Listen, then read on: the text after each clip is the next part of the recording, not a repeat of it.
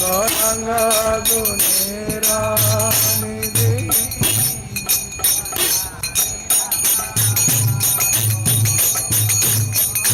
सब संगीता लो बिना संगना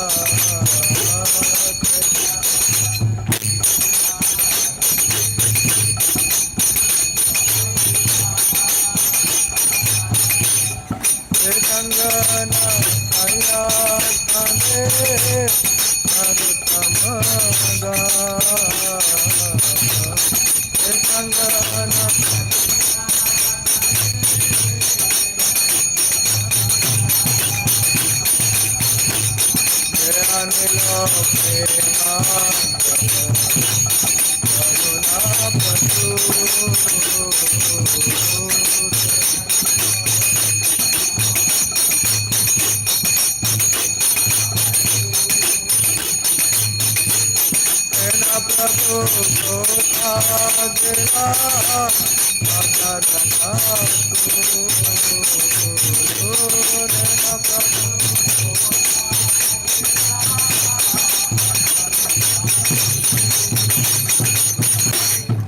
जय ओम विष्णुपाद परमहंस परिवाजकाचार्य अष्टोत्तर षट श्रीमद कृष्ण कृपा श्रीमूर्ति अभय चरणारविंद भक्ति वेदांत स्वामी श्री प्रभुपाद की जय। जय ओम विष्णुपाद परमहंस परिवाजकाचार्य अष्टोत्तर षट श्रीमद श्री भक्ति सिद्धार्थ ठाकुर गोस्वामी महाराज प्रभुपाद की जय। अनंत कोटि वैष्णव वृंद की जय। नामाचार्य श्री हरिदास ठाकुर की जय। प्रेम से कहो श्री कृष्ण चैतन्य प्रभु नित्यानंद श्री अद्वैत गदाधर शिवासादि गौर भक्त वृंद की जय।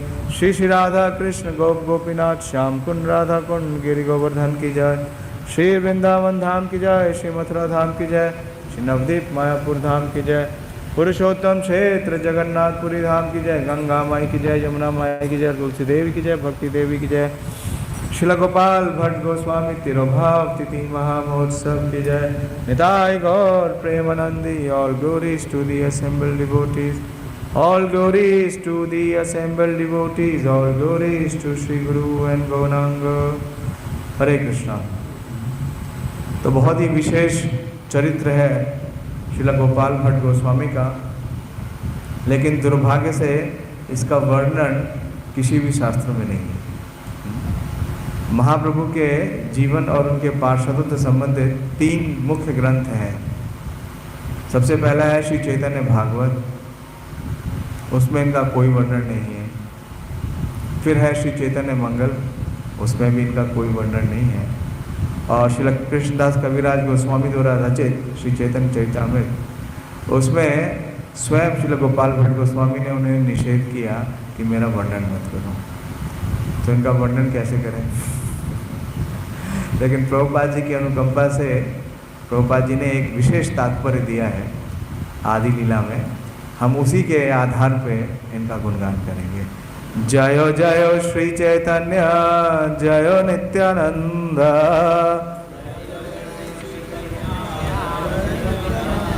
जय द्वैत चंद्र जय गौर भक्त वृंदा, जय जय श्री चैतन्य जय नित्यानंद,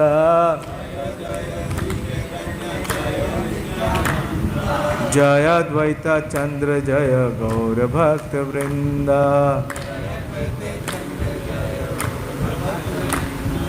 जय जय श्री चैतन्य जय नित्यानंद,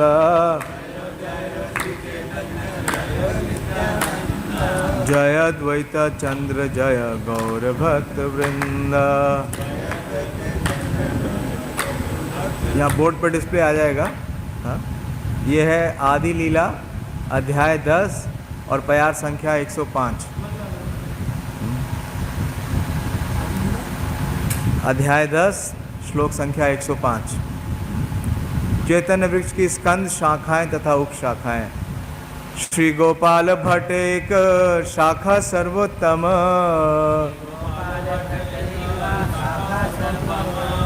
रूप सनातन संगे यार प्रेमालपन। श्री गोपाल भट्ट एक शाखा सर्वोत्तम,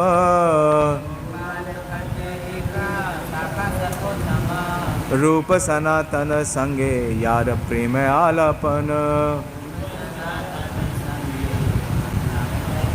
श्री गोपाल भट्ट एक शाखा सर्वोत्तम,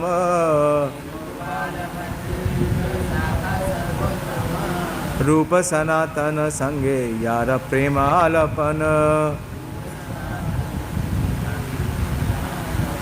कोई दोहराना चाहेगा? बोर्ड पे तो लिखा नहीं है। तो देखिए इसका शब्द अर्थ इस प्रकार से है। श्री गोपाल भट्ट, बोले श्री गोपाल भट्ट एक शाखा, शाखा किसकी शाखा? चैतन्य वृक्ष की।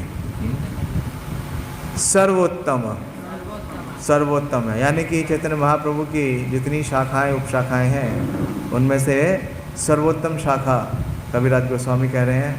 कौन है? श्री गोपाल भट्ट। श्री गोपाल भट्ट एक शाखा सर्वोत्तम, और रूप सनातन, सनातन यानी रूप गोस्वामी और सनातन गोस्वामी संगे के संग यारा, जिनका प्रेम, भगवत प्रेम, आलापन, चर्चा। तो दो विशेषताएं बता रहे हैं। पहली विशेषता क्या बता रहे हैं कि जो चैतन्य महाप्रभु के जो वृक्ष है उनकी जितनी भी शाखाएं और उपशाखाएं हैं उनमें श्री गोपाल भट्ट गोस्वामी क्या है? सर्वोत्तम शाखा है। और दूसरा क्या बता रहे हैं कि श्री रूप गोस्वामी और श्री सनातन गोस्वामी के इनको बहुत विशेष संग प्राप्त था, और ना सिर्फ संग प्राप्त था, ये भगवत प्रेम पे उनके साथ चर्चा करते थे। इसका अनुवाद, श्री गोपाल भट्ट गोस्वामी उस वृक्ष की 47वीं महान एवं श्रेष्ठ शाखा थे। वे रूप गोस्वामी तथा सनातन गोस्वामी के साथ सदैव भगवत प्रेम विषयक वार्ता में व्यस्त रहते थे। भगवान क्या बताते हैं? मेरे शुद्ध भक्त का क्या लक्षण है? मच्चिता मद्गता प्राणा बोधयंत परस्परम कथयंतश्च मात्म्या तुष्यन्ति च रमन्ति च। तो इसका तात्पर्य सुनिए, बहुत विशेष तात्पर्य है प्रभुपाद जी का। उसी तात्पर्य के आधार पे चर्चा करेंगे, उनका गुणगान करेंगे। श्री प्रभुपाद जी लिखते हैं कि श्री गोपाल भट्ट गोस्वामी श्रीरंगम के निवासी श्री वेंकट भट्ट के पुत्र थे। गोपाल भट्ट पहले रामानुज संप्रदाय के गुरु शिष्य परंपरा से संबंधित थे, किंतु बाद में गौड़ीय संप्रदाय के अंग बन गए। 1433 शकाब्द यानी कि 1511 ईस्वी में जब श्री चैतन्य महाप्रभु दक्षिण भारत की यात्रा के भ्रमण पर थे, तब वे वेंकट भट्ट के घर पर चातुर्मास्य काल में 4 महीने ठहरे थे। तभी उन्होंने जी भरकर महाप्रभु की सेवा की थी। किसने? गोपाल ने। उसी समय गोपाल भट्ट को भी महाप्रभु की सेवा करने का अवसर प्राप्त हुआ था। बाद में गोपाल भट्ट गोस्वामी को उनके चाचा महान सन्यासी प्रबोधानंद सरस्वती ने दीक्षा दी। गोपाल भट्ट गोस्वामी के माता पिता अत्यंत भाग्यशाली थे कि उन्होंने श्री चैतन्य महाप्रभु की सेवा में सारा जीवन लगा दिया। उन्होंने गोपाल भट्ट गोस्वामी को वृंदावन जाने की अनुमति दे दी और महाप्रभु का चिंतन करते करते उन्होंने अपने प्राण त्यागे। जब भगवान चैतन्य ने बाद में बताया कि गोपाल भट्ट गोस्वामी वृंदावन गए हैं, जब भगवान चैतन्य को बाद में बताया कि श्री गोपाल भट्ट गोस्वामी वृंदावन गए हैं और श्री रूप और सनातन गोस्वामी से मिले हैं, तो वे अत्यंत प्रसन्न हुए। वे कौन? स्वयं चैतन्य महाप्रभु। और उन्होंने श्री रूप तथा सनातन गोस्वामी को सलाह दी कि वे गोपाल भट्ट गोस्वामी को अपने छोटे भाई की तरह रखें और उनकी देखभाल करें। महाप्रभु ने जो आदेश दिया था रूप और सनातन गोस्वामी को, हम 4 आदेश तो जानते हैं, ये भी 5वां आदेश है कि जितने भी वैष्णव वृंदावन में आते हैं उनकी क्या करना? उनकी देख रेख करना और उनकी सेवा करना। हम उन लीला स्थानों का पता लगाना, जो शिव विग्रह हैं उनका प्रकट करना और ग्रंथ लिखना और किस प्रकार से शिव विग्रहों की सेवा की जाए उसका जो स्टैंडर्ड है मेंटेन करना। ये तो हम सब 4 जानते ही हैं, लेकिन एक ये भी आदेश है कि जो भी वृंदावन में महाप्रभु के भक्त जाते हैं उन सबकी देखभाल करना, उनकी सेवा करना। तो महाप्रभु ने यही कहा कि उन्हें अपना छोटे भाई की तरह रखें और उनकी देखभाल करें। श्री सनातन गोस्वामी ने गोपाल भट्ट गोस्वामी के प्रति अपना आगाध स्नेह के कारण हरि भक्ति विलास नामक वैष्णव स्मृति में लिखकर उनके नाम से प्रकाशित की। गोपाल भट्ट गोस्वामी ने श्री रूप तथा श्री सनातन गोस्वामी के आदेशानुसार वृंदावन के 7 प्रमुख अर्च विग्रहों में श्री राधा रमन विग्रह की स्थापना की। राधा रमन मंदिर के सेवायत पुरोहित गौड़ीय संप्रदाय के हैं। जब कृष्णदास कविराज गोस्वामी ने चैतन्य चरितामृत लिखने के पूर्व सारे वैष्णवों की अनुमति प्राप्त की तो श्री गोपाल भट्ट गोस्वामी ने भी उन्हें आशीर्वाद दिया, किंतु ये अनुरोध किया कि उनके नाम का पुस्तक में उल्लेख ना किया जाए।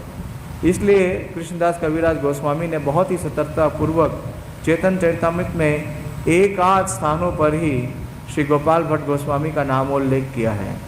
श्रील जीव गोस्वामी ने अपने तत्व संदर्भ के प्रारंभ में लिखा है कि दक्षिण भारत के एक भक्त जो ब्राह्मण कुल में जन्मे थे और श्री रूप गोस्वामी तथा सनातन गोस्वामी के घनिष्ठ मित्र थे, उन्होंने एक पुस्तक लिखी, किंतु वे काल क्रमानुसार संकलित नहीं है। अतः मैं एक शूद्र जीव उस पुस्तक की घटनाओं को क्रमबद्ध करने का प्रयास कर रहा हूँ, जिसके लिए मध्वाचार्य श्रीधर स्वामी, श्री रामानुजाचार्य तथा गुरु शिष्य परंपरा के अन्य वरिष्ठ वैष्णवों के निर्देश की सहायता ले रहा हूँ। भागवत संदर्भ के प्रारंभ में भी श्री जीव गोस्वामी ने भी ऐसी ही बात लिखी है कि श्री गोपाल भट्ट गोस्वामी ने षट क्रिया सार दीपिका पुस्तक लिखी, हरि भक्ति विलास का संपादन किया, षट संदर्भ ग्रंथ की भूमिका लिखी, षट संदर्भ की भूमिका भी लिखी है, और श्री कृष्ण कर्णामृत पर भाष्य लिखा।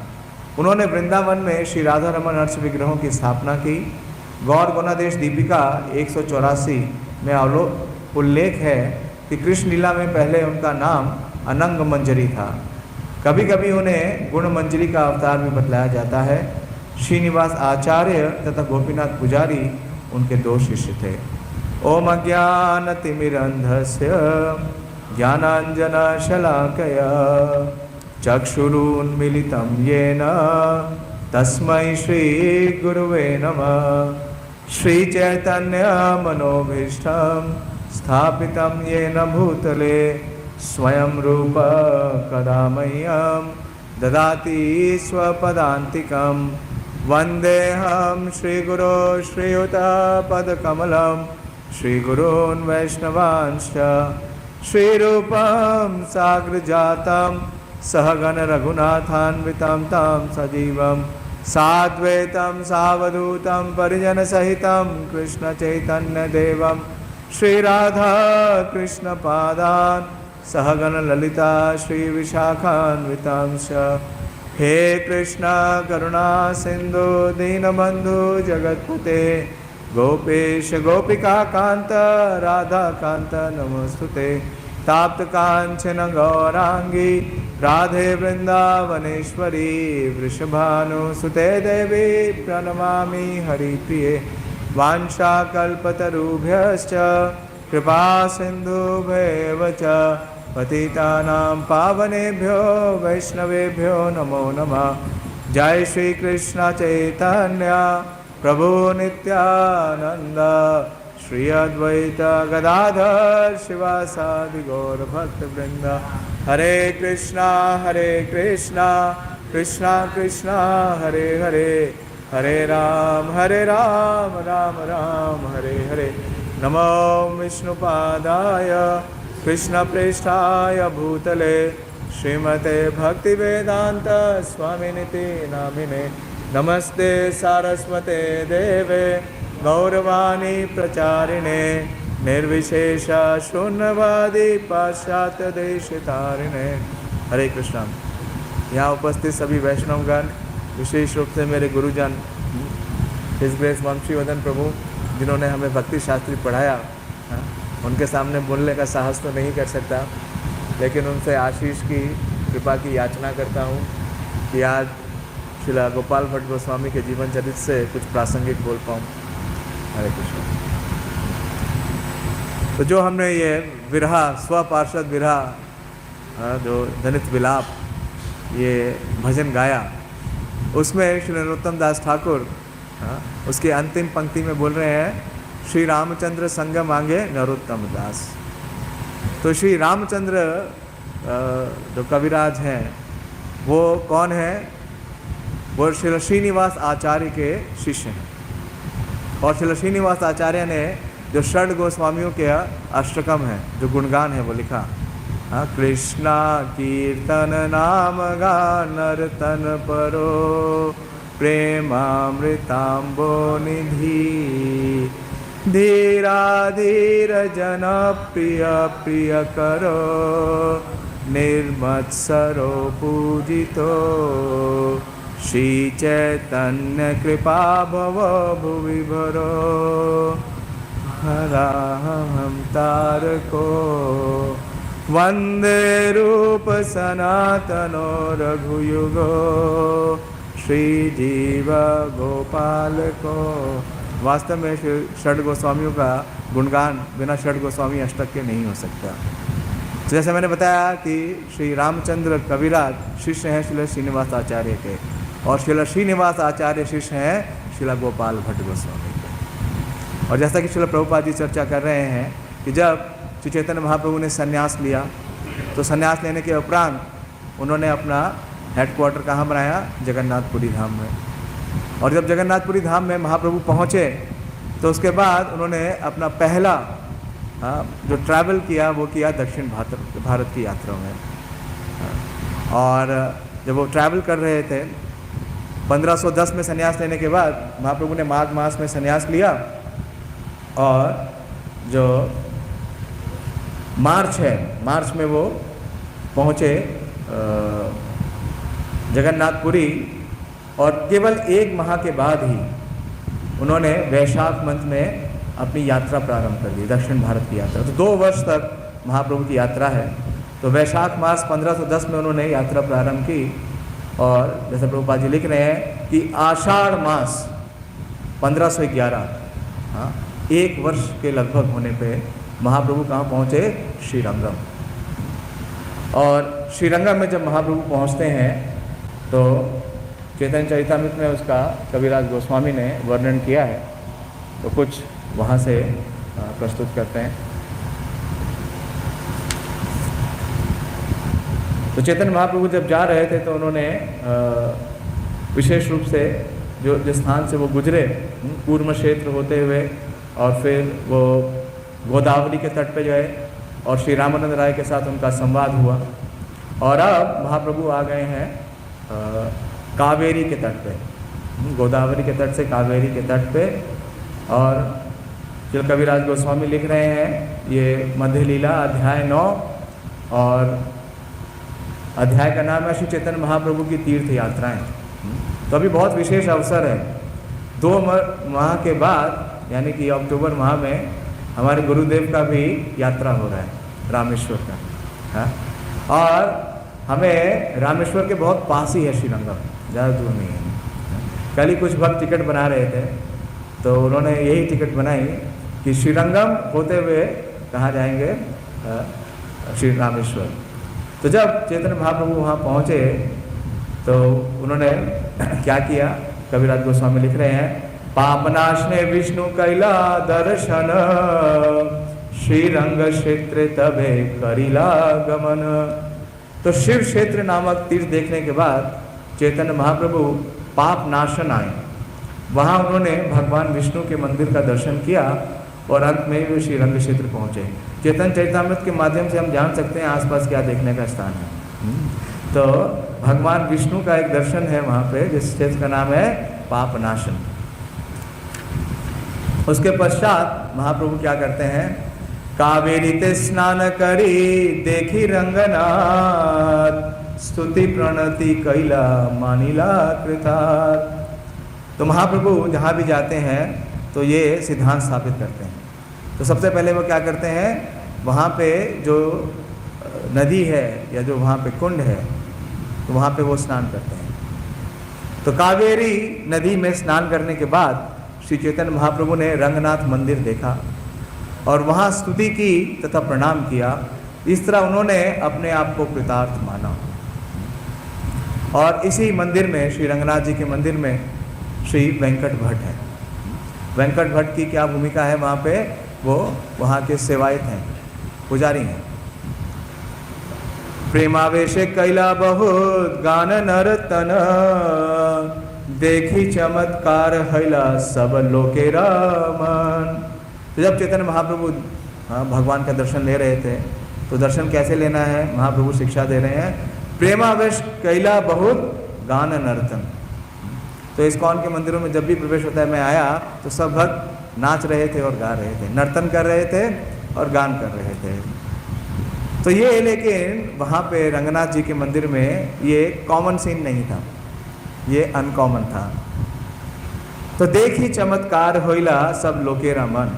तो वहाँ पे जितने भी भक्त थे जो रंगनाथ जी का दर्शन लेने के लिए आए थे, उन्होंने चैतन्य महाप्रभु को देखा और वो सब आश्चर्यचकित हो गए। श्री वैष्णव एक वेंकट भट्ट नाम, प्रभु रे निमंत्रण कैला करिया सम्मान।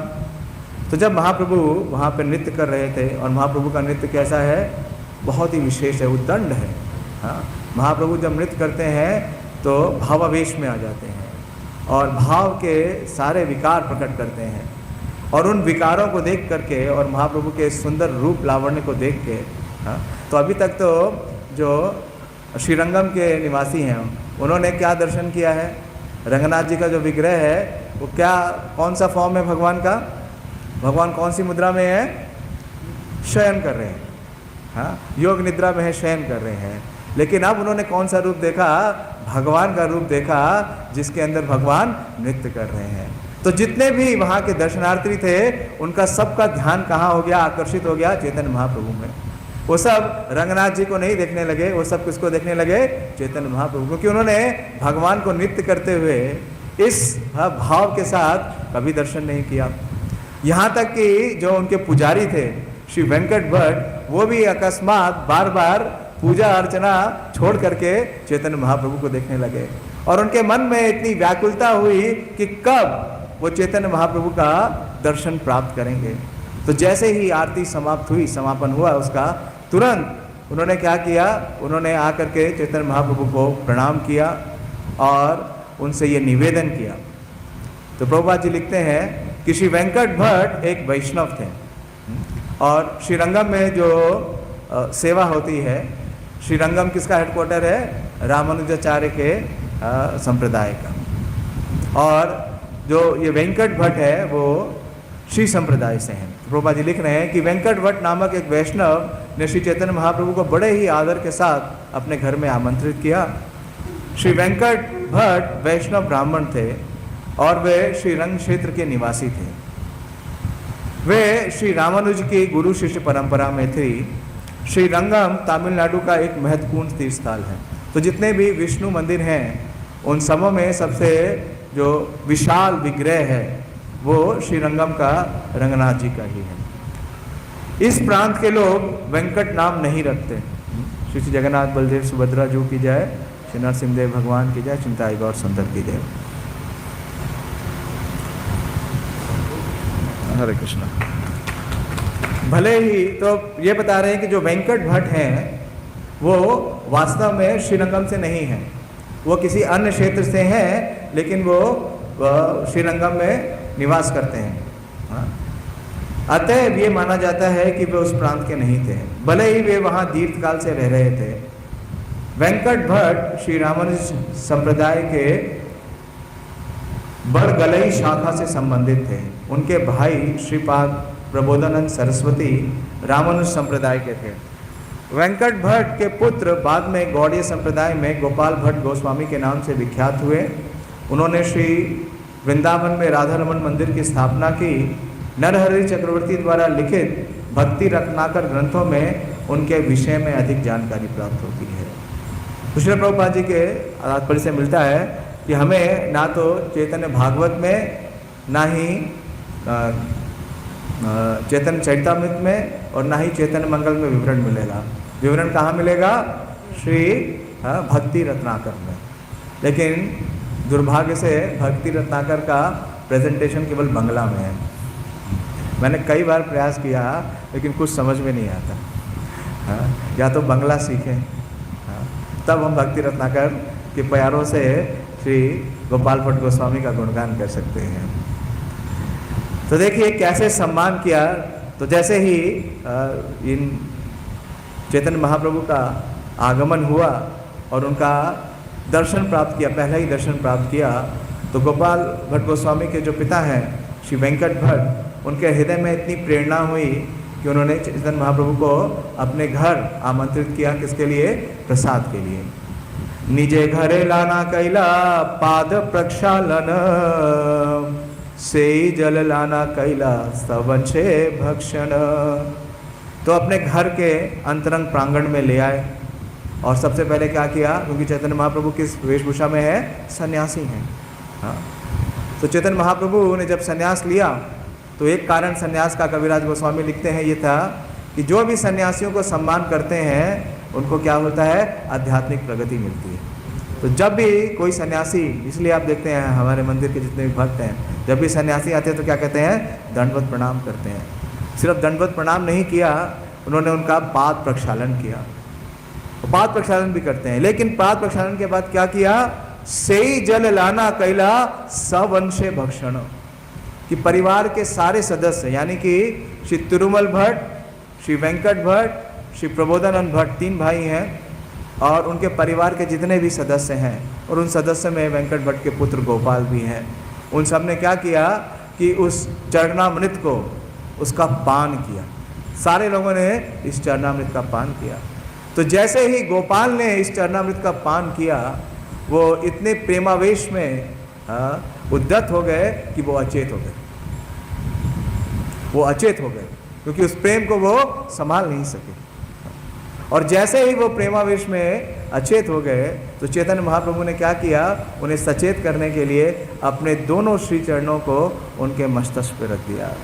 तो पहली ही विजिट में, पहली ही दर्शन में श्री गोपाल भट्ट गोस्वामी को, गोपाल हैं उस समय, बालक हैं, उनका जो जन्म का वर्ष है वो 1503 है और महाप्रभु के पहुँचे 1511 में। तो कितने वर्ष की अवस्था थी? 8 वर्ष की अवस्था थी। 8 वर्ष की अवस्था का बालक है। तो बालक गोपाल को चैतन्य महाप्रभु का ना सिर्फ चरणामृत प्राप्त हुआ, उनके चरणों की परिपूर्ण कृपा प्राप्त की। और जब सेवा कर रहे थे, जब सारे भाई मिल करके, तीनों भाई, तीनों भ्राता चैतन्य महाप्रभु को प्रसाद का सेवा कर रहे थे, तो महाप्रभु के भोजन करने के बाद वेंकट भट्ट ने निवेदन किया कि चातुर्मास का समय आ गया। तो थोड़ा ही समय पहले की बात है, चातुर्मास अभी शुरू हुआ है। चातुर्मास से कृपा करी रहा मोरे घरे, कृष्ण कथा कही कृपा उद्धार हमारे। तो वेंकट भट्ट देखिए कितने विलक्षण है, कितने बुद्धिमान है। पहला निवेदन क्या किया कि आप कृपा करके घर आइए। घर आ गए तो क्या किया? पाद प्रक्षालन कर लिया। पाद प्रक्षालन करने के बाद सारा जो चरणामृत है उसका पान कर लिया। फिर प्रसाद की सेवा करने लगे। प्रसाद की सेवा कंप्लीट हुई, एक और सेवा मांग ली। और अब की बार क्या सेवा मांगी कि 4 महीने आप यहीं वास करिए। वेंकट भट्ट ने कहा आप मुझ पर कृपा करें और चातुर्मास मेरे घर पर रहें। आप तो महाप्रभु ऐसे थोड़ी रुकेंगे, तो महाप्रभु को तो कुछ एंगेजमेंट चाहिए। तो क्या निवेदन कर रहे हैं? कृष्ण कथा कही, आप भगवान कृष्ण की लीलाएं कहकर कृपा करके मेरा और मेरे परिवार का उद्धार करिए। तो कृष्ण कथा का निमंत्रण कैसे ठुकरा सकते हैं? तो इस प्रकार से उन्होंने महाप्रभु को अपने सम्मान से, अपने प्रेम से बांध लिया। तारे घरे रहिला प्रभु कृष्ण कथा रसे, भट्ट संगे गोड़ाइला सुखी 4 मासे। कावेरीते स्नान करी श्रीरंग दर्शन, प्रतिदिने प्रेमावासे करे निर्तन। तो इस प्रकार से चैतन्य महाप्रभु ने उनकी इस निवेदन को स्वीकार कर लिया और 4 माह तक महाप्रभु का नित्य जो शेड्यूल था वो क्या था कि वो कावेरी में स्नान करते और उसके बाद रंगनाथ जी का दर्शन करने जाते, और रंगनाथ जी का दर्शन करते तो नृत्य करते और गान करते। तो जो गोपाल है, तो क्योंकि पहले ही दर्शन में उन्होंने अपना हृदय चैतन्य महाप्रभु को समर्पित कर दिया, तो वो हर समय चैतन्य महाप्रभु के संग प्राप्त करते, महाप्रभु का उन्होंने सानिध्य प्राप्त किया। वैष्णव स्वामी महाराज कह रहे थे कि अगर चैतन्य महाप्रभु काया है तो गोपाल उनकी छाया है, छाया को काया से अलग नहीं कर सकते। तो जब तक 4 महीने चैतन्य महाप्रभु का वहाँ पे वास था, तो गोपाल हर प्रकार से महाप्रभु का सानिध्य प्राप्त करते थे, उनसे शिक्षा प्राप्त करते थे और उनकी सेवा में निरंतर लगे रहते थे। तो इस प्रकार से बाल्यावस्था से अगर आप देखें पूरे चैतन्य महाप्रभु का जो प्राकट्य जीवन है, तो महाप्रभु ने सबसे ज़्यादा समय कहाँ व्यतीत किया? नवद्वीप में, पहले 24 वर्ष। उसके बाद 18 वर्ष कहाँ व्यतीत किए? नीलांचल में। लेकिन तीसरे स्थान पे सबसे ज़्यादा कहीं महाप्रभु रुके तो वो क्या है? श्रीरंगम। एक साथ 4 महीने कहीं नहीं रुके। और उन 4 महीनों में एक्सक्लूसिव जो एसोसिएशन किसे प्राप्त हुई? गोपाल भट्ट गोस्वामी को, गोपाल को। तो वो हर समय महाप्रभु का संग करते, उनकी सेवा करते और कोई भी सेवा का अवसर वो चूकते नहीं थे। तो इस प्रकार से, और महाप्रभु के साथ उनके एक और पार्षद हैं जो उनके साथ गए थे। कौन है वो? हाँ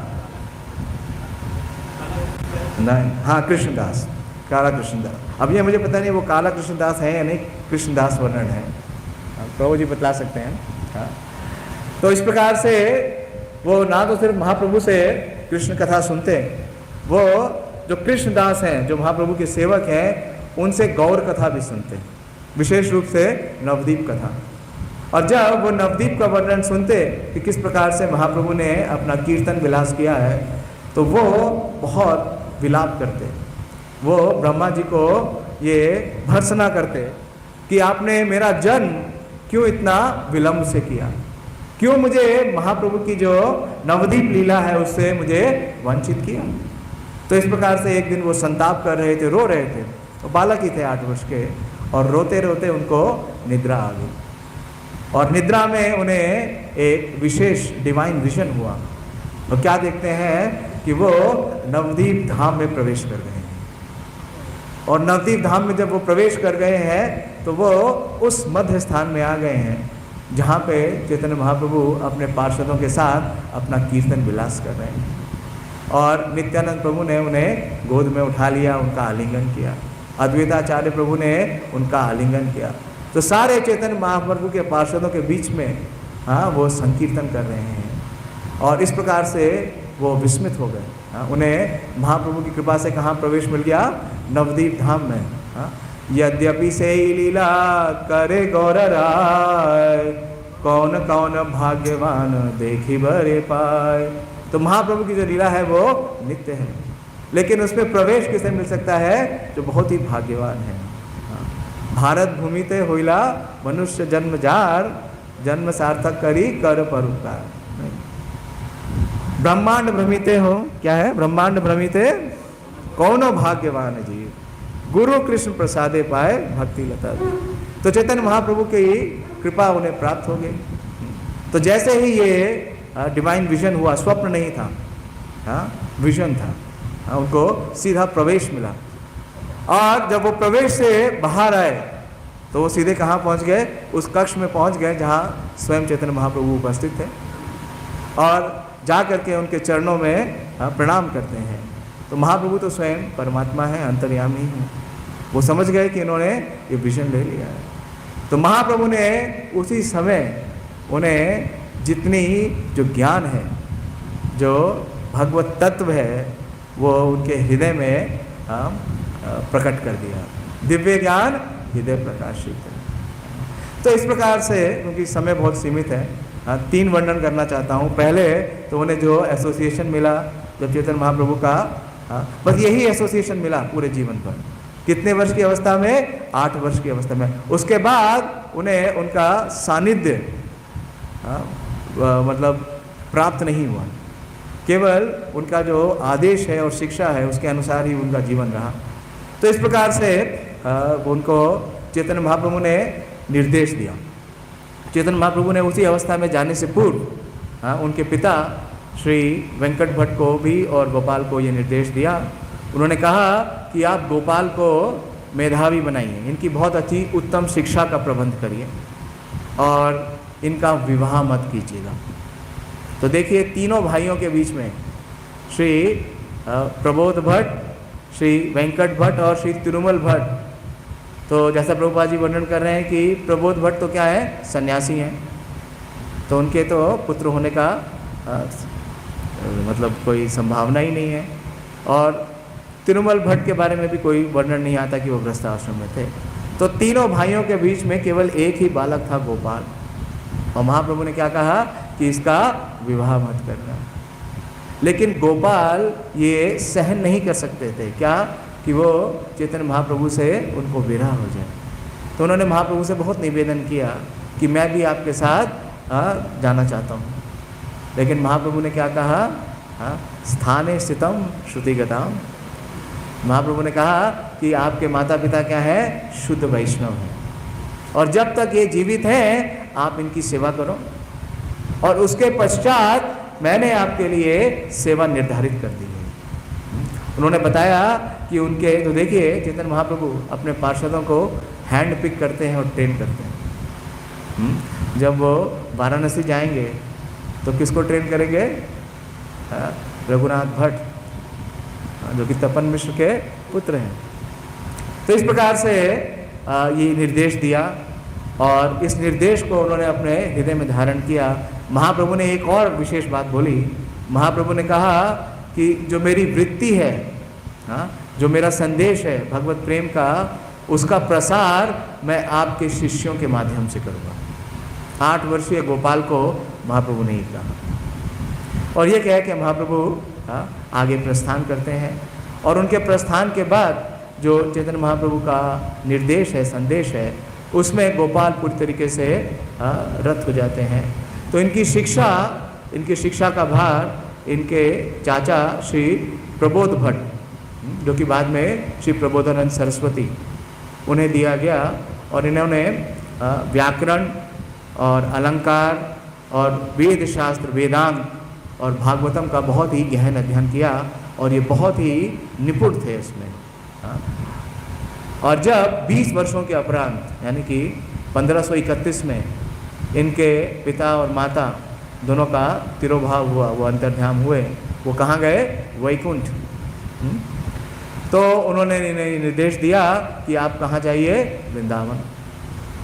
तो दूसरा इनका शिल रूप और सनातन गोस्वामी के संग पाइला, कैला प्रेम आलापन। रूप सनातन संग पाइला, कैला प्रेम आलापन। तो श्री रूप और श्री सनातन गोस्वामी क्योंकि वृंदावन में थे 1531। कब उनका आगमन हुआ, रूप गोस्वामी और सनातन गोस्वामी को वृंदावन में? क्यों? 1516 और 17 के बीच में। महाप्रभु ने उद्धार कब किया? 1516 में, रूप और सनातन का। और रूप गोस्वामी तो उसी समय वृंदावन चले गए, और सनातन गोस्वामी कुछ समय के पश्चात गए। तो कितने साल हो गए? लगभग 15 वर्ष पूर्व बाद। और महाप्रभु उस समय उपस्थित थे, कहाँ? पुरी में। तो जब ये समाचार आया चैतन्य महाप्रभु के पास कि गोपाल कहाँ आ गए हैं? वृंदावन, श्रील रूप गोस्वामी ने तुरंत ही एक पत्रवाहक भेजा। और जब चैतन्य महाप्रभु को ये शुभ समाचार मिला कि गोपाल वृंदावन आ गए हैं, तो महाप्रभु बहुत ही प्रसन्न हुए। महाप्रभु ने अपने पार्षदों को, श्री नित्यानंद प्रभु, श्री अद्वैताचार्य, श्री हरिदास ठाकुर और वहाँ पे उपस्थित जितने भी पार्षद हैं, महाप्रभु की एक बहुत विशेष गुण है। वो क्या करते हैं? अपने पार्षदों का विशेष गुणगान करते हैं, एज इफ कि 1000 मुख है। तो वो बताने लगे गोपाल भट्ट के बारे में कि कब किस प्रकार से गोपाल ने उनकी किस प्रकार से सेवा की थी जब चातुर्मास में उन्होंने श्रीरंग क्षेत्र में निवास किया था। और महाप्रभु इतने प्रफुल्लित थे कि उन्हें कुछ भेंट भेजना चाहते थे। लेकिन महाप्रभु कौन से आश्रम में है? संन्यास आश्रम में। उनके पास तो कुछ है नहीं। उनके पास एक डंडा था, वो भी नित्यानंद प्रभु ने तोड़ दिया। तो महाप्रभु ने उनके लिए देखिए क्या किया, भक्ति रत्नाकर में इसका उल्लेख आता है, श्री डोर कोपीन बहिर्वास आसन की 4 वस्तुएं दी। पहली क्या है, डोर। डोर डोर पहनते हैं ना सन्यासी लोग, डोर पहनते हैं। दूसरा सन्यासी क्या धारण करते हैं, कोपीन। ये कोपीन का डोर नहीं है। और तीसरा बहिर्वास, उत्तरी बोलते हैं ना, तो बहिर्वास बोलते हैं। तो सन्यासी के पास क्या होता है, बहिर्वास, कोपीन, डोर, और चौथा आसन, चौकी, जिसके ऊपर महाप्रभु स्वयं बैठते थे। तो इन 4 चीज़ों को उन्होंने भेजा वृंदावन उस पत्रवाहक के द्वारा, और गोपाल भट्ट गोस्वामी के लिए एक निर्देश भी भेजा। तो आचार्य बतलाते हैं कि इन 4 चीज़ों से क्या निर्देश मिलता है कि वास्तव में उन्होंने गोपाल को संन्यास दिया। कैसे, डोर, कोपीन और बहिर्वास के द्वारा संन्यास प्रदान कर दिया। और ना सिर्फ संन्यास दिया, उन्हें गुरु का पद भी दिया। कैसे, क्योंकि उन्होंने उन्हें वो आसन दिया जिस पे बैठ करके वो अपने शिष्यों को दीक्षा देंगे। तो और गोपाल भट्ट गोस्वामी के लिए उन्होंने ये निर्देश लिखा कि विशेष रूप से श्रील रूप और गोस्वामी सनातन गोस्वामी को क्या करें, सहायता करें, जिससे वो अपने ग्रंथों का संकलन कर रहे हैं। जो भक्ति का सिद्धांत है उसे किसने प्रस्तुत किया, श्री सनातन गोस्वामी ने। उनका जो कृति है श्री हरि भक्ति विलास, और विशेष रूप से जो हरि भक्ति विलास का सारा संकलन है, जो सब्जेक्ट मैटर है, हाँ, वो सारा का सारा कंटेंट कहाँ से आया, श्री गोपाल भट्ट गोस्वामी से। और उन्होंने ही उसका पूरा कंपाइलेशन किया। और रसाचार्य, रस तत्व के ऊपर कौन लिखता है, श्री रूप गोस्वामी। तो ये दोनों को, लेकिन विशेष रूप से जैसे प्रभुपाद जी अपने तात्पर्य में लिख रहे हैं कि इनका आगाध प्रेम था किसके साथ, श्री सनातन गोस्वामी के साथ, और दिन रात ये इस सेवा में रत थे और श्री सनातन गोस्वामी को असिस्ट कर रहे थे। और सनातन गोस्वामी इतने विशेष विरक्त और नम्रता के प्रतिमूर्ति हैं। महाप्रभु क्या कहते हैं कि दानिया छोड़ो सनातन फाटे मोरा मन, कि इतने दीनता दिखाते हैं श्री सनातन गोस्वामी। वास्तव में अपने आप को बहुत दीन मानते थे। क्यों, क्योंकि वो समझते थे कि वो क्या है, वो आउटकास्ट है, क्योंकि उन्होंने नवाब हुसैन शाह का जो कार्य है उसे संभाला। तो वो उन्होंने, आप देखिए सनातन गोस्वामी ने किसी को भी दीक्षा नहीं दी। एक भी उनका दीक्षित भक्त का नाम कहीं वर्णन सुना आपने? हालांकि पूरा व्रज उन्हें गुरु मानता था, यहाँ तक कि श्री रूप गोस्वामी भी उन्हें अपना गुरु मानते हैं, लेकिन उन्होंने किसी को दीक्षा नहीं दी। और श्री रूप गोस्वामी के बारे में भी केवल एक ही वर्णन आता है, श्री जीव गोस्वामी के बारे में, उसके अलावा कोई वर्णन नहीं आता है।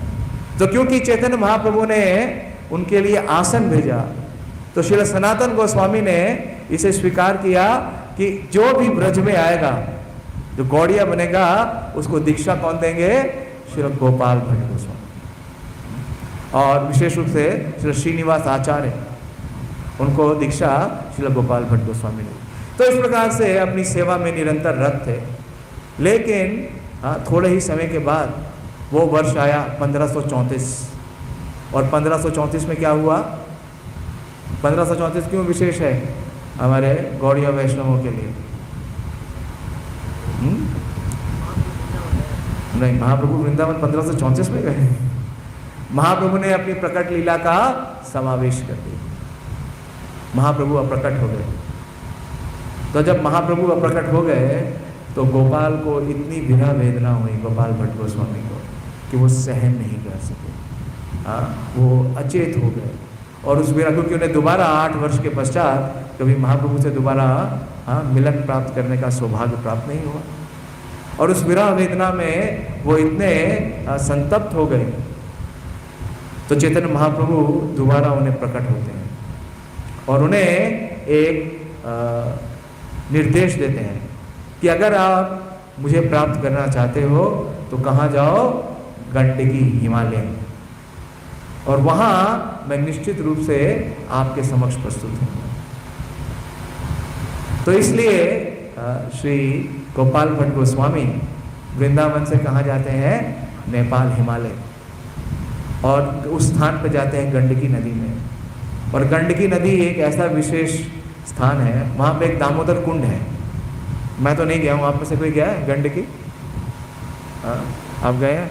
तो वहाँ दामोदर कुंड भी है क्या? हाँ, मुक्तिनाथ तो है। हाँ, दामोदर कुंड, तो वहाँ पहुँचे। और वहाँ की विशेषता क्या है कि अगर आप तुलसी पत्ता भी एक ऑफर कर देंगे ना उस कुंड में, तो बहुत सारी शिलाएं आ जाएंगी। लेकिन जब गोपाल भट्ट गोस्वामी स्नान कर रहे थे तो अनायास ही बहुत सारी शिलाएं, क्योंकि सन्यास वेश में थे, उनके पास क्या था? एक कमंडल। तो सन्यासी कैसे स्नान करते हैं कि कमंडल में जल लेते हैं और उससे स्नान करते हैं। तो जैसे इन्होंने अपने कमंडल को जल में भरा, उसमें बहुत सारी शिलाएं आ गई। तो ये देख करके कि शिलाएं आ गई हैं, बड़े सम्मान के साथ गोपाल भट्ट गोस्वामी ने उन्हें वापस गंडकी में डाल दिया। लेकिन दोबारा जैसे ही कमंडलू में जल भरा, वो शिलाएं दोबारा आ गई। ऐसा कई बार हुआ। फिर बाद में उन्हें ये आभास हुआ कि महाप्रभु ने क्या कहा था कि विशेष रूप से मैं वहाँ प्रकट होऊंगा। और एक विशेष शिला थी जो कि बड़ी थी, जिसका नाम दामोदर शिला है। तो इस प्रकार से टोटल 12 शिलाएं हैं, और उन 12 शिलाओं को लेकर के ये वापस वृंदावन आते हैं। जब ये जा रहे थे तो रास्ते में सहारनपुर पड़ता है, गांव से जा रहे थे, और वहाँ एक ब्राह्मण थे जिनके घर रात में रुके थे और उन्होंने सेवा की थी। तो एनीवेज, क्योंकि टाइम बहुत कम है, केवल 5 मिनट बचा है, राधा रमन जी का प्रकट भी बचाना है, तो वो शिलाएं लेकर के वो वृंदावन आ गए और बड़े ही प्रेम के साथ उन शिलाओं की सेवा करते थे। और आप जानते हैं कि वृंदावन में क्या हुआ, एक बहुत ही कुलीन एक व्यापारी आए, धनाढ़ थे, और उन्होंने बहुत से आभूषण और वस्त्र सारे गोस्वामियों के पास गए और भेंट किया। और उन्होंने श्री गोपाल भट्ट गोस्वामी को भी वो वस्त्र, अलंकार और आभूषण भेंट किए। इन्होंने मना किया कि मेरे जो ठाकुर हैं उनका तो कोई रूप ही नहीं है, तो मैं क्या करूँगा। लेकिन फिर भी वो विनय करके उन्हें वो छोड़ के चले गए। और जब उन्होंने देखा कि बाकी गोस्वामियों के तो विग्रह हैं, पूर्व में जब सबसे पहले गोपाल भट्ट गोस्वामी आए थे तो श्री गोविंद देव जी ने उन्हें, श्री रूप गोस्वामी ने उन्हें गोविंद देव की सेवा में भी लगाया था। तो उनके हृदय में ये विचार आने लगा कि देखिए, मेरा जो भक्ति की भावना है वो कितनी निकृष्ट है, मैं कितना पतित हूँ कि शिला रूप गोस्वामी के प्रेम में आप गोविंद देव के रूप में प्रकट हो गए, शिला सनातन गोस्वामी के प्रेम में आप मदन मोहन जी के रूप में प्रकट हो गए, और उस समय शायद गोपीनाथ जी का विग्रह भी प्रकट था। मधु पंडित के प्रेम में आप गोपीनाथ जी के रूप में प्रकट हो गए। लेकिन मेरा तो कोई प्रेम ही नहीं है, मेरे प्रेम में तो कोई फोर्स ही नहीं है, इसलिए आप किस रूप में हैं? शालिग्राम के रूप में है। और वो रात्रि कौन सी थी? नरसिंह चतुर्दशी। तो वो ये विचार करने लगे, क्रंदन करने लगे, बोलने कि देखिए, प्रहलाद महाराज के प्रेम में तो आप स्तंभ से प्रकट हो गए, तो क्या आप मेरे लिए इन शिला से नहीं प्रकट हो सकते? तो ये उन्होंने पुकारा। और जब इस प्रकार से करते करते पूरी रात बीत गई, और रात बीत गई, वो अगले दिन प्रातः काल चले गए यमुना में स्नान करने। और स्नान करके जब लौटे तो क्या देखते हैं कि एक चमत्कार हुआ। उनका एक झोला था, जैसे लोकनाथ गोस्वामी का झोला था ना विग्रह रखने के लिए, उनके पास ऑल्टर तो था नहीं। वृंदावन में कैसे रह रहे थे सब? वृक्षों के नीचे। तो एक झोला था जिसमें ये शिलाएं रखते थे। तो जैसे ही उन्होंने झोले में हाथ डाला तो क्या देखते हैं कि जो शिला है वो बढ़ गई, और जैसे ही शिला को बाहर निकाला तो क्या देखते हैं, बहुत ही सुंदर श्री राधा रमन जी प्रकट हो गए। श्री राधा रमन जी लाल की जय। तो जब राधा रमन जी प्रकट हो गए तो इनके नेत्रों से अविरल आंसुओं की धारा बहने लगी। उन्होंने तुरंत ही श्री सनातन गोस्वामी और रूप गोस्वामी को ये संदेशा भेजा। और रूप गोस्वामी वहाँ पे आए, सनातन गोस्वामी आए, बहुत ही प्रसन्न हुए। और श्रील रूप गोस्वामी ने इन विग्रह का नाम दिया श्री राधा रमन। अगर आप श्रीमद् भागवतम का अध्ययन करेंगे तो जब गोपियाँ भगवान से विरह, जब भगवान रास करते हैं और गोपियों को छोड़ के चले जाते हैं और श्रीमती राधा रानी को भी छोड़ के चले जाते हैं, तो 10वें स्कंद के 30वें अध्याय के 39वें श्लोक में ये बतला रहे हैं सुखदेव गोस्वामी कि किस प्रकार से गोपियाँ भगवान को ढूंढ रही थी। तो उसमें ये श्लोक आता है, राधा रमन जी के एक पुजारी ने मुझे बताया था। एक बार मैं थोड़ा रिसर्च कर रहा था तो पुजारी जी से मेरी वार्ता हुई, तो उन्होंने मुझे बताया कि राधा रमन नाम कहाँ से आया। निश्चित रूप से ये राधा रमन जी का नाम श्रील रूप गोस्वामी ने दिया, और किस आधार पे दिया। देखिए हमारे जो गोस्वामी जो भी करते हैं तो उसके पीछे आधार क्या है, शास्त्र प्रमाण। तो एक श्लोक है, हे रात रमन प्रेष्ठा क्वासी क्वासी महाभुजा ध्यास्यस्ते कृपनाया में सखा दर्श्य सानिधिम। तो विशेष रूप से श्री राधा रानी ये निवेदन कर रही हैं। वो क्या बोल रही हैं कि हे नाथ रमन प्रेष्ठा, नाम क्या दिया, राधा रमन। तो श्रीमती राधा रानी ढूंढ रही हैं श्याम सुंदर को, कृष्ण को, और वो ये निवेदन कर रही हैं कि हे नाथ रमन प्रेष्ठा। प्रेष्ठा का मतलब है जो कि आनंद देते हैं, रमन करते हैं जिनके साथ। तो राधा रमन नाम कहाँ से आया, रमन प्रेष्ठा, क्योंकि श्रीमती राधा रानी के जो आनंद देने वाले हैं, रमन करने वाले हैं, वो कौन है, श्री कृष्ण। तो वही विग्रह के रूप में प्रस्तुत हुए। और अगर आप स्थान भी देखें, जो निधिवन का स्थान है वो वही स्थान है जहाँ पे श्रीमती राधा रानी से श्री कृष्ण क्या हुए थे, कुछ समय के लिए प्रकट हो गए थे। तो वहीं पे श्री राधा रमन जी का प्रकट, के समय समाप्त हो रहा है इसलिए मैं शॉर्ट में बोलूँगा, तो बहुत विशेष है। और वास्तव में चैतन्य महाप्रभु ने कहा था कि मैं आपके समक्ष प्रस्तुत होऊंगा। तो कई गौड़ीय वैष्णव अभिधान में ये वर्णन आता है कि जो राधा रमन जी देव हैं वो महाप्रभु से अभिन्न है।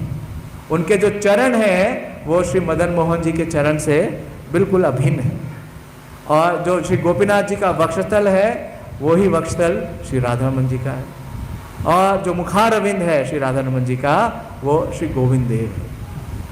तो ये तीनों ही विग्रह जब अंग्रेजों का उस पर आक्रमण हुआ वृंदावन से चले गए, लेकिन भगवान एक सिद्धांत देते हैं, वृंदावन परित्यजे पाद एकम न गच्छे। तो किस रूप में भगवान तीनों विग्रह प्रकट है, श्री राधा रमन जी के। इसलिए अगर आपने राधा रमन जी के विग्रह का दर्शन ले लिया तो आपने तीनों विग्रहों का दर्शन प्राप्त कर लिया, और ये विग्रह वृंदावन छोड़ के कहीं नहीं गए। और विशेष रूप से 2-4 मिनट और लूँगा। इनका जो बहुत विशेष योगदान है वो ये है, श्री भक्ति विनोद ठाकुर वर्णन करते हैं श्री नवदीप महात्म के 15वें और 16वें अध्याय में कि चैतन्य महाप्रभु ने सारे संप्रदायों से 2-2 विशेष उनके भक्ति के अंग को स्वीकार किया। तो श्री संप्रदाय से क्या स्वीकार किया, अनन्य भक्ति, अन्याभिलाषिता, शून्यम, ज्ञान कर्मादि अनावृतम। तो इसका जो फाउंडेशन है वो कहाँ से आया, श्री संप्रदाय से।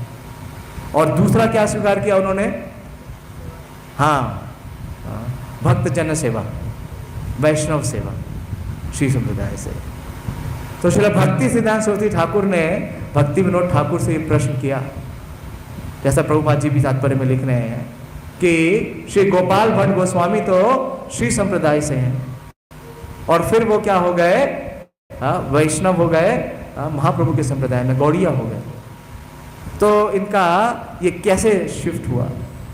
तो श्रीला भक्ति विनोद ठाकुर कहते हैं कि चैतन्य महाप्रभु ने जो हमें गौड़िया वैष्णव संप्रदाय दिया है उसकी जो फाउंडेशन है वो कहाँ से है, श्री संप्रदाय से। और उसका प्रस्तुतिकरण किसने किया है, श्री सनातन गोस्वामी ने अपनी। तो सनातन गोस्वामी की जो हरि भक्ति विलास है बहुत ही विशेष ग्रंथ है। हम में से शायद ही किसी ने पढ़ा हो, मैंने तो नहीं पढ़ा। प्रभु जी आपने पढ़ा है शायद, नहीं। तो उसमें थोड़ा सा मैंने रिसर्च किया था, प्रभुपाद जी के तात्पर्यों में ही लिखा है उसमें। तो उसमें 10 विलास हैं और 20 अध्याय हैं। और जैसे मैंने पहले बताया इसका सारा कंटेंट और सब्जेक्ट मैटर कहाँ से प्रोवाइड हुआ है? श्री संप्रदाय से। क्योंकि श्री संप्रदाय में जो विधि विधान है, जो रिचुअल्स हैं, उनका बड़ा ही डिटेल है। और जो पहला विलास है उसमें जो गुरु तत्व है, हाँ, उसके बारे में निरूपण किया गया है। और दूसरे विलास में किस प्रकार से दीक्षा प्राप्त की जाती है, तीसरे विलास में किस प्रकार से मंत्रों का उच्चारण होता है, विशेष रूप से जब दीक्षा होती है, और किस प्रकार से जो वैष्णव आचरण है उसके बारे में वर्णन है। चौथे विलास में संस्कार, जो संस्कार है उनके बारे में, और जो 12 तिलक हम लगाते हैं उसके बारे में वर्णन है। और पांचवें विलास में कि शालिग्राम शिला किस प्रकार से सेवा अर्चना की जाती है, किस प्रकार से उनकी अर्चन पद्धति है, किस प्रकार से। छठे विलास में किस प्रकार से भगवान के विग्रहों का अभिषेक करना है। सातवें विलास में किस प्रकार से भगवान के मालाओं के लिए फूलों का चयन करना है, उसको चुनना है, और कैसे भगवान की श्रृंगार के इस माला का बनाना है। तो इस प्रकार से बहुत ही विलास, इन सभी विलासों में बहुत ही विवरण है। और ये सारा संकलन श्रील रूप गोस्वामी बता रहे हैं कि दक्षिण भारत से एक ब्राह्मण आए थे। तो दक्षिण भारत के ब्राह्मण क्या होते हैं, जितने भी विधि विधान है उसमें बड़े ही पारंगत होते हैं। तो और इसके अलावा भी इन्होंने कई रचनाएं दी हैं। दिग्दर्शनी टीका दी उन्होंने, जो कि कमेंट्री है श्री हरि भक्ति विलास में। और षटप्रिय सार दीपिका, जैसे श्री प्रभुपाद जी लिख रहे हैं, इसमें षटप्रिय सार दीपिका में गृहस्थों के लिए किस प्रकार से वैष्णव जीवन में व्यवहार किया जाए, या उसके क्या संस्कार हैं उसके बारे में, मैरिड लाइफ और उसकी गाइडेंस कहाँ से प्राप्त होती है, श्रील गोपाल भट्ट गोस्वामी के द्वारा। उन्होंने स्वयं तो विवाह नहीं किया, और उनके जो पुत्र आए, जिस ब्राह्मण के घर पे वो रहे थे सहारनपुर में, जब राधा रमन जी प्रकट हो गए तो उनके सेवक भी आ गए। उनके प्रमुख शिष्यों में दूसरे शिष्य है गोपीनाथ पुजारी। वो गोपीनाथ पुजारी आते हैं और उन्हें वो राधा रमन जी की सेवा में लगाते हैं। और प्रभुपाद जी ने कहा, प्रभुपाद जी ने अपने इस्कॉन में भी जो सेवा का स्टैंडर्ड श्रील गोपाल भट्ट गोस्वामी ने स्थापित किया श्री राधा रमन जी को, कहा कि वो हाईएस्ट है, टॉप मोस्ट है। और प्रभुपाद जी ने अपने शिष्यों को भेजा कि जा करके आप वहाँ से सीख के आइए कि विग्रह सेवा किस प्रकार से की जाती है, और बहुत विशेष है।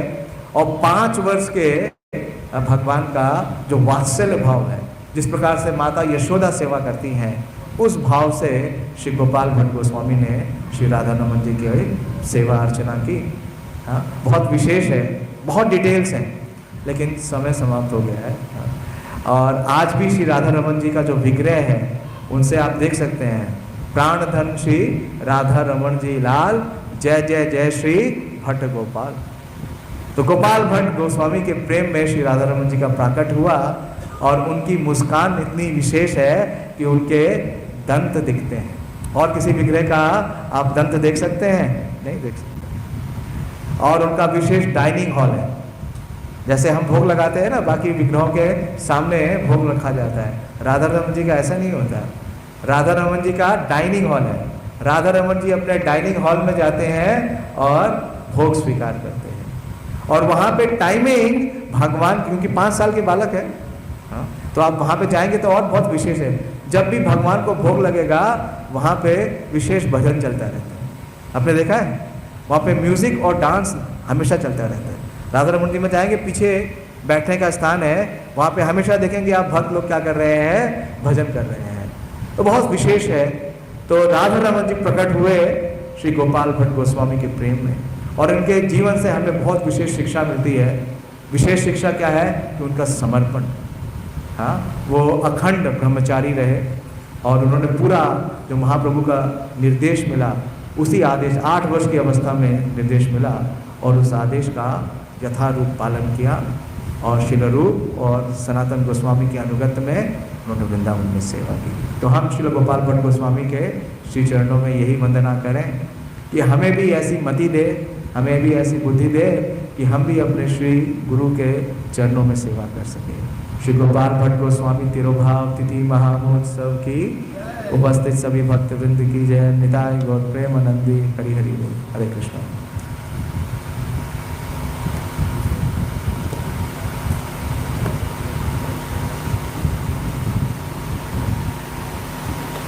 कुछ और बताना चाहते हैं प्रभु जी?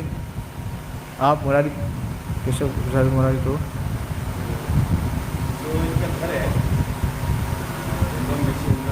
कहाँ पे? हाँ, अच्छा, माइक दे दीजिए तो बाकी सब लोग भी सुन लेंगे। नहीं तो ये माइक दे दीजिए। है माइक? ये दे दीजिए। हमने कल ही टिकट बनाई है, अब सब इनपुट आ रहा है, दीजिए।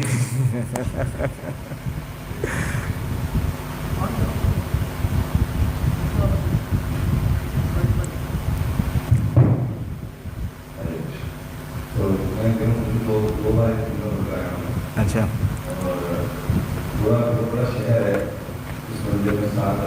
हाँ, सात मार्ग हैं और 7 वो भी हैं, दरवाजे हैं, 7 वॉल्स भी हैं। अच्छा,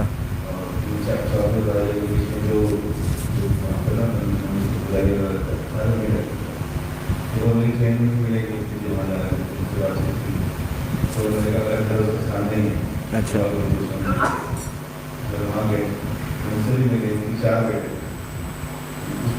अच्छा, हाँ। मैं घबरा गया, गोपाल भट्ट के 4 बेटे कहाँ से आ गए? चारों के चारों बेटों का जन्मदिन है, वो बड़ी अच्छी खुशी लग रही है। किसी का जन्माष्टमी के दिन है, किसी का वगैरह किसी के दिन है, किसी का चारों के चारों को जरा भगवान की तो वहाँ पर जो 4 महीने रहते तो वहाँ पर उनका जो लेडीज थे वो अपने हाथ से काम किया। अच्छा, जगन्नाथ बोलते से उतराई करते हैं और कलर भी उनका नीला सफेद और हाथ से बनाए थे लेडीज महाप्रभु ने। और उस मंदिर के ठीक सामने वो डेटीज है अभी भी? आपने दर्शन किया? वो महाप्रभु के मतलब हैंड क्राफ्ट डेटीज है? अच्छा, उसके सामने जितना आप बैठे हैं तो उतनी दूर पे करोड़ जी। अच्छा, तो दिखा है और उसके साथ महाप्रभु खड़े हुए हैं। अच्छा, तो प्लस है और बता रहे देखा गया तो क्या तो उनका घर दिखाओ। अच्छा,